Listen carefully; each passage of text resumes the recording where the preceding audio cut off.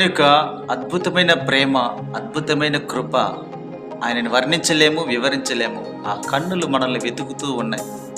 మరి ఆ కన్నుల ఎదుట ఈరోజు ఎంతమంది మారు మనసు, పాప క్షమాపణ నిమిత్తం దేవుని ప్రేమను పొందుకొని దేవుని యొక్క కృపలో నడుచుకుంటున్న బిడ్డలు అనేక మంది, అనేక కుటుంబాలు, అనేక జీవితాలు మార్పు కలిగి మంచి మార్గములు కూడా వెళుతున్న వారు కంచేపైన గొమ్మగుండరు. ఎందుకంటే వారు పొందుకున్న ప్రేమను అనేక మందికి తెలియపరచుటకు ప్రయత్నం చేస్తూ ఉంటారు. ఇది దేవుని ప్రేమ. పొందుకున్నది ఉచితంగా పొందుకున్నారు, ఉచితంగా పంచిపెట్టుటకు, ఉచితంగా తెలియపరచుటకు దేవుని సువార్తను రాజ్యం అంతా ప్రకటన చేస్తూ ఉంటారు. సువార్త ప్రకటించడం మన భారం. దేవుని ప్రేమను తెలియపరచడం దేవుడిచ్చిన బాధ్యత.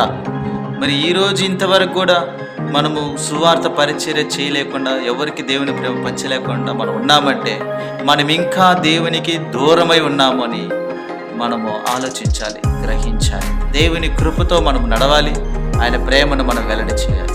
ప్రభు కృప మీకు దీవెనకరంగా మార్చబడి ఆశీర్వదించును గాక. May God bless you. Praise the Lord.